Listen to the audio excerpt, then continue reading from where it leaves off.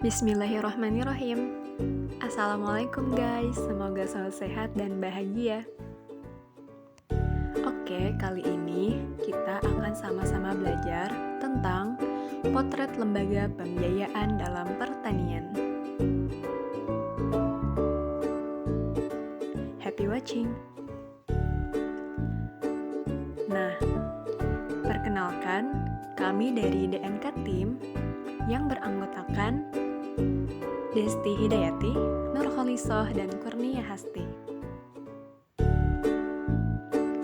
Ini yang akan kita bahas satu persatu. Nah, yang pertama, kita akan membahas tentang lembaga pembiayaan pertanian, strategi dan kebijakan, serta bank pertanian. Pertama, bagaimana sih potret lembaga pertanian itu berjalan? Pembiayaan perusahaan agribisnis berhubungan dengan soal-soal keuangan di sektor pertanian. Jadi, sektor pertanian itu sama dengan sektor industri dan jasa, yang mana sektor pertanian itu bisa menjadi sektor ekonomi nasional di suatu negara. Lalu ada keuangan pertanian dan lembaga pembiayaan pertanian. Dua hal ini sangatlah berbeda.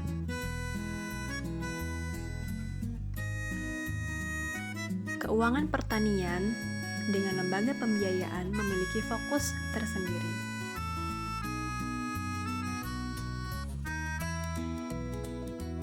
Mulai dari permintaan penawaran, pengaturan permohonan, modal sektor pertanian, dan pembiayaan perusahaan itu berhubungan dengan semua keperluan tentang perusahaan agribisnis. Nah, di sini ada kegiatan usaha lembaga keuangan mikro. Kita akan mempelajari tentang salah satu lembaga pembiayaan pertanian.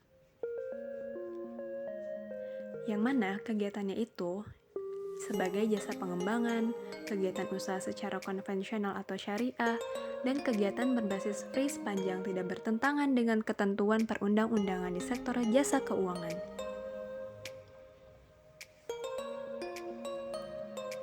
Lalu, sebagai jasa pengembangan usaha dan pemberdayaan masyarakat, ada juga kegiatan usaha secara konvensional ataupun syariah.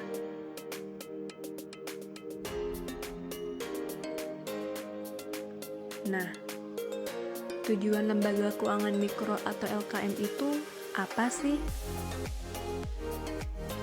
Tujuan lembaga keuangan mikro memiliki beberapa tujuan. Yang pertama, meningkatkan akses pendanaan skala mikro. Kedua, membantu peningkatan pemberdayaan ekonomi dan produktivitas. Dan yang ketiga, membantu peningkatan pendapatan masyarakat. Secara badan hukum, LKM berbentuk koperasi dan perseroan yang kepemilikannya dimiliki oleh warga negara Indonesia, BUMDes, dan juga wilayah usaha, desa, kecamatan, kabupatennya tersendiri memiliki perbedaan dalam permodaan LKM itu tersendiri. Contoh lembaga pembiayaan lainnya. Adapun larangan bagi LKM itu tersendiri, salah satunya adalah melakukan kegiatan valuta asing, melakukan usaha perasuransian, lalu ada strategi dan kebijakan pembiayaan. Bagaimana sih strategi dan kebijakannya? Nah, salah satu strateginya yaitu mengembangkan skim kredit, dan kebijakannya itu mengembangkan pembiayaan pola syariah untuk pembiayaan sektor pertanian. Nah, yang terakhir ada bank pertanian. Selanjutnya, jenis-jenis kredit sektor pertanian. Jenis-jenis kredit pada program sektor pertanian antara lain, yang pertama, kredit usaha tani. Kredit usaha tani merupakan kredit yang diberikan kepada para petani guna mendukung peningkatan produksi pangan melalui pembiayaan usaha tani dalam rangka intensifikasi padi, palawija, dan hortikultura. Kredit ini disalurkan melalui kelompok tani, KUD maupun LSM yang telah direkomendasikan oleh dinas-dinas terkait di luar perbankan. Kredit usaha tani merupakan fasilitas kredit berprioritas tinggi yang mengandung unsur subsidi, serta kredit usaha tani ini pada dasarnya merupakan kelanjutan dari kredit BIMAS yang pada masa Orde Baru hanya disalurkan melalui Bank Rakyat Indonesia, yang sepenuhnya didukung oleh Kredit Likuiditas Bank Indonesia atau KLBI. Hasil nyata dari program ini terlihat tercapainya swasembada beras pada tahun 1984. Dalam perkembangannya, bank penyalur kredit usaha tani adalah bank umum yang telah ditunjuk pemerintah, yaitu Bank BRI, Bank Danamon, Bank Pembangunan Daerah. Kredit ini bersifat massal. Pemberian kredit ini disesuaikan dengan musim tanam dan dalam jangka waktu hanya 1 tahun.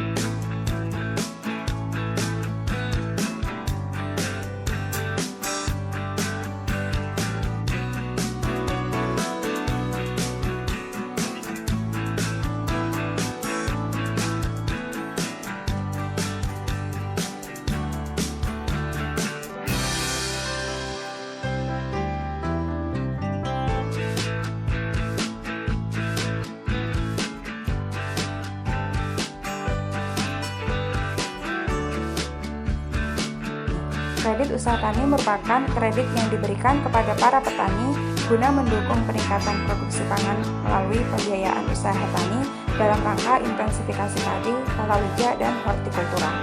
Kredit ini disalurkan melalui kelompok tani, KUD maupun LSM yang telah direkomendasikan oleh dinas-dinas terkait di luar perbankan. Kredit usaha tani merupakan fasilitas kredit berprioritas tinggi yang mengandung unsur subsidi, serta kredit usaha tani ini pada dasarnya merupakan kelanjutan dari kredit BIMAS yang pada masa Orde Baru hanya disalurkan melalui Bank Rakyat Indonesia, yang sepenuhnya didukung oleh Kredit Likuiditas Bank Indonesia atau KLBI. Hasil nyata dari program ini terlihat tercapainya swasembada beras pada tahun 1984.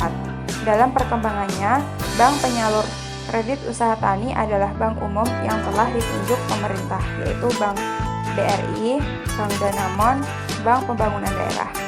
Kredit ini bersifat massal. Pemberian kredit ini disesuaikan dengan musim tanam dan dalam jangka waktu hanya 1 tahun. Yang kedua, kredit kepada koperasi atau KKOP. Kredit kepada koperasi bertujuan untuk mengembangkan koperasi di bidang agribisnis, terutama untuk pengadaan distribusi pangan serta pembiayaan pasca panen kepada koperasi. Kredit kepada koperasi adalah kredit investasi atau modal dalam rangka pembiayaan usaha agribisnis, yaitu semua kegiatan yang terkait dengan pengadaan dan penyaluran sarana produksi pertanian, budidaya pertanian, pengelolaan hasil pertanian, dan pemasaran. Hasil pertanian antara lain pengadaan padi, palawija, cengkeh, pupuk, dan hortikultura. Distribusi beras, gula pasir, minyak goreng, dan kedelai. Usaha agribisnis lainnya yang secara langsung mendukung, serta kelancaran usaha anggota koperasi.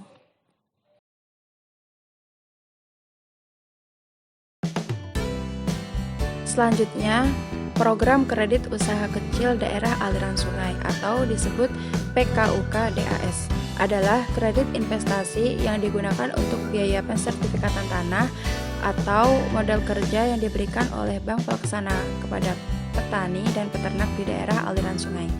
Kredit ini merupakan program pemerintah melalui Departemen Kehutanan yang bekerja sama dengan bank pelaksana dan instansi terkait lainnya. Kredit ini bersifat massal. Pemberian kredit ini disesuaikan dengan Rencana Definitif Kebutuhan Kelompok atau RDKK atas rekomendasi dari Dinas Teknis. Yang ketiga, bentuk pembiayaan agribisnis. Pembiayaan adalah aktivitas BMT dalam penyediaan dana, di mana dana tersebut didapat dari anggota yang kelebihan dana dan disalurkan kepada pihak yang kekurangan dana dengan kesepakatan pengembaliannya dalam jangka waktu tertentu dan nisbah bagi hasil yang telah disepakati.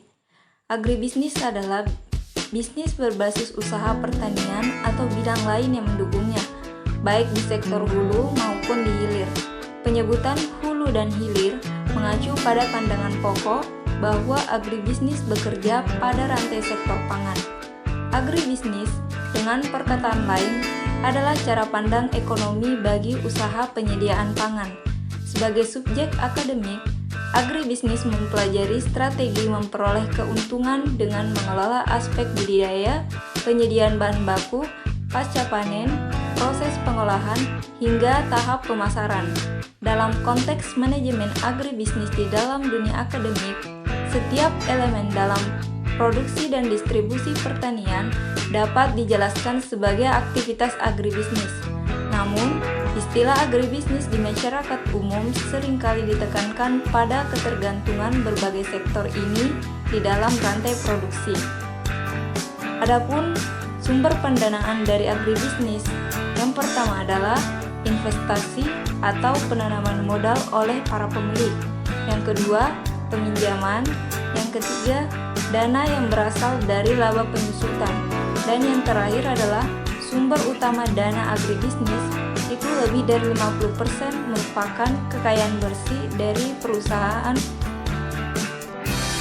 Alasan peningkatan sumber daya keuangan. Alasan terpenting peningkatan sumber daya keuangan adalah untuk memperbesar pendapatan dan laba dengan mengadakan bisnis tambahan. Agribisnis membutuhkan kas sebagai modal kerja. Penggunaan yang paling penting atas sumber daya keuangan tambahan adalah untuk perluasan wilayah dan meningkatkan pertumbuhan bisnis, untuk melakukan aktivitas bisnis tambahan, untuk menjaga atau meningkatkan likuiditas atau posisi kas perusahaan, dan untuk meningkatkan posisi bersaing perusahaan. Adapun permodalan agribisnis ada dua jenis, yaitu eksternal dan internal. Adapun modal dari sumber eksternal adalah modal yang berasal dari luar perusahaan. Sumber modal yang tersedia untuk setiap agribisnis antara lain yang pertama adalah bank komersial. Jadi, bank komersial ini merupakan sumber utama dari dana pinjaman hampir semua agribisnis. Bank-bank ini menyediakan 80% dari dana pinjaman, kecuali kredit perdagangan. Yang kedua, perusahaan asuransi.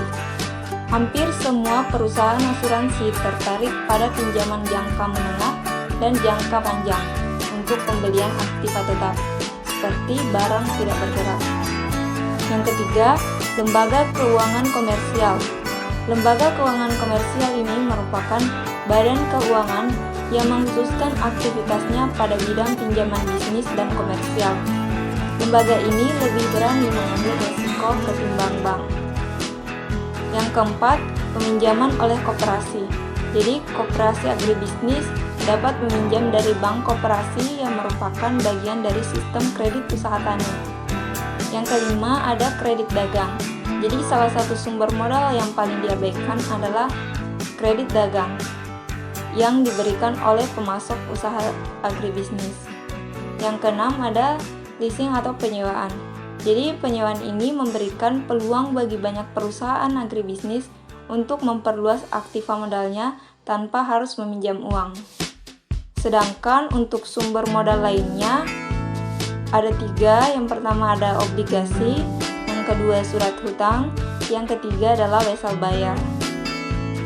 Adapun penentuan jumlah pinjaman, jadi ada dua faktor utama yang mempengaruhi kemampuan agribisnis untuk melunasi pinjaman, yaitu laba operasi pada tahun tersebut dan penyusutan, dan beberapa alat lain yang mempengaruhi kemampuan agribisnis untuk melunasi pinjaman adalah anggaran kas dan laporan keuangan proforma. Jadi, anggaran kas ini merupakan proyeksi atas pengeluaran dan penerimaan kas perusahaan untuk masa mendatang, memperkirakan dana kas yang diperlukan untuk mengambil manfaat dari potongan tunai, untuk membiayai permintaan musiman, mengembangkan program peminjaman yang baik, untuk memperluas usaha, dan membuat rencana pelunasan utang. Sedangkan untuk laporan keuangan proforma, jadi laporan ini akan menggambarkan masa depan bisnis dan akan membantu manajer dalam menilai kebutuhan keuangan bisnis selama dan pada akhir periode koperasi. Sedangkan faktor penunjang yang mempengaruhi kemampuan agribisnis untuk melunasi pinjaman atau dana pelunasan utang dapat diperhitungkan setinggi mungkin. jika yang pertama, tidak ada penanaman modal yang akan menarik diri dalam menghadapi masa sulit.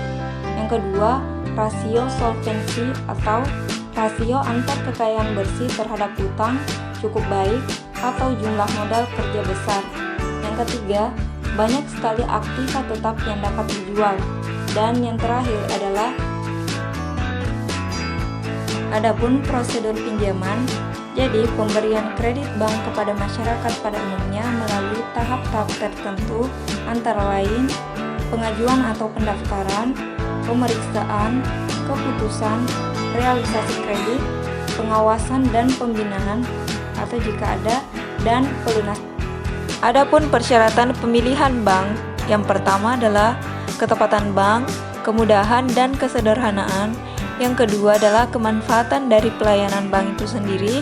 Yang ketiga adalah pertimbangan.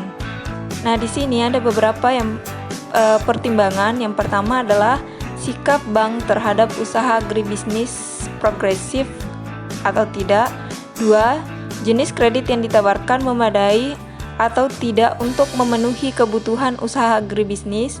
Yang ketiga, permodalan bank besar atau tidak untuk memenuhi kebutuhan modal usaha agribisnis.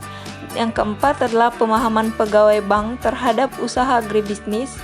Yang kelima, kebijakan manajemen bank sesuai atau tidak dengan tujuan dan strategi keuangan usaha agribisnis seperti syarat, prosedur, plafon kredit, jangka waktu, dan lain-lain. Terima kasih sudah menonton. Wassalamualaikum warahmatullahi wabarakatuh.